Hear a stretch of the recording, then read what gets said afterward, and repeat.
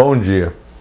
Hoje nós vamos ver alguns mitos sobre vinhos. Na realidade, no mundo da gastronomia, né, vinhos, bebidas, em geral é cheio de mitos, né, que vão se consolidando ao longo dos tempos, vai por várias razões, não vamos entrar no mérito aqui. E hoje nós vamos ver então rapidamente aqui cinco mitos sobre vinho que normalmente as pessoas costumam repetir ou pensar e que na realidade não passa de lendas, né? Então a primeira delas é que todo vinho envelhecido é melhor, ou seja, que quanto mais velhos eles ficam, melhores eles se tornam, que eles deveriam ser conservados em adegas e aí depois de 3, 4, 5, 10, 20 anos, não sei, depende do nível do mito, o vinho se tornaria melhor. É verdade que muitos vinhos melhoram com a idade, mas isso não é a regra. Aliás, no mundo de hoje, que tem muito apelo comercial, se nós formos ver uma regra, do ponto de vista mercadológico, é o vinho feito para ser consumido no momento da compra. Normalmente vinhos mais simples não devem envelhecer porque vão piorar, ainda mais se for mal acondicionado. Qualquer vinho mal acondicionado vai piorar, não tem jeito. O vinho para envelhecer não basta ser guardado, tem que ser bem acondicionado.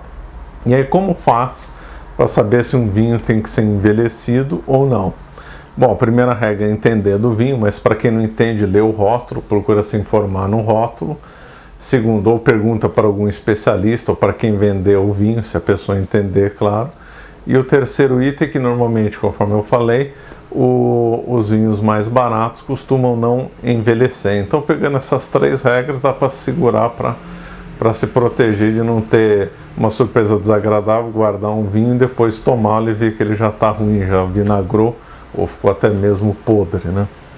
E também vemos uma outra regra também, para além dessas três, para saber se qual vinho que aguenta mais tempo. Normalmente os vinhos fortificados, como o vinho do Porto, o vinho da Madeira, aguentam mais tempo. Um Sauternes, são vinhos que podem envelhecer, nem todo o Porto, claro, alguns são feitos já para ser tomados na hora. Mas normalmente os vinhos fortificados aguentam mais tempo. Segundo mito, o mundo dos vinhos é complicado. Esse é um mito muito repetido. É verdade que para ser um especialista, ser um profissional da área, vai exigir muito estudo, vai exigir muito trabalho, muita formação, muito treinamento, etc. Até mesmo faculdade que a pessoa poderá fazer se ela quiser se tornar um profissional da área. Porém, para as pessoas que não têm essa pretensão, o mundo dos vinhos não é complicado, não basta ter algum estudo há de ser feito, também algum treinamento, mas nada assim, coisa de outro mundo. E aí com algum treinamento, algum estudo, alguma leitura, as pessoas já vão poder aproveitar o número do vinho, já vão poder escapar da média, já vão poder interpretar o vinho, já vão poder combinar com comida e com vinho. Então não vai ter nada assim de outro mundo, de complicado, não vai ser um bicho de 7 cabeças, né? Aliás, uma coisa que se deve muito aprender no mundo dos vinhos é aprender a combinar com comida. Esse é um defeito aqui muito comum no Brasil, inclusive com gente até que entende de comida, de não saber harmonizar vinho e comida. Para isso é necessário um estudo e os resultados vão ser muito bons, quer dizer, não vai ser uma perda de tempo, vai ser esse um investimento na própria cultura, né? E na própria vivência, uma coisa da civilização, saber combinar comida e vinho. Então vale muito a pena estudar, vale muito a pena fazer o treinamento. Bom, o terceiro mito é muito difundido, que é o mito no qual os vinhos tintos são sempre melhores que os brancos. Esse mito ficou muito forte no Brasil na década de 80, década de 70, quando vieram para o Brasil vinhos muito ruins, alemães de baixa qualidade, me lembro até de alguns nomes, né? Black Tower, apesar de nome em inglês, ele era alemão, Liebfraumilch, ou Liebfraumilch, acho que seria a pronúncia melhor, que eram vinhos realmente muito ruins, e eram vinhos que tiveram um apelo comercial muito grande, e muita gente consumiu esses vinhos brancos de baixa qualidade. E aí para muitas pessoas se associou vinho branco a uma coisa inferior. Felizmente essa visão já Já mudou muito, mas ainda há aquelas pessoas que têm um receio com vinho branco. Isso aí não é verdade. Tem vinhos brancos excelentes. O vinho branco é uma necessidade, porque dependendo do prato, tem que combinar com vinho branco e não combinar com vinho tinto. É também uma outra mania aqui no Brasil.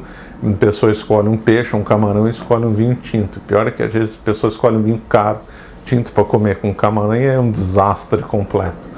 Então os vinhos brancos são necessários, tem vinhos brancos excelentes, de muito boa qualidade. Isso aí não passa de um mito que tem que ser abandonado completamente. E diga-se de passagem, o branco Montrachet é um dos melhores vinhos do mundo, sem dúvida nenhuma. Outro mito: todos os vinhos doces têm açúcar adicionado. Ou seja, o que você quer dizer com esse mito? Que seriam vinhos inferiores porque artificialmente você colocou açúcares ali, e aí por isso que o vinho é doce. É verdade que tem muito vinho que se acrescenta açúcares, realmente às vezes são vinhos ruins, mas nós temos os vinhos de doces naturais. Agora ficou difícil.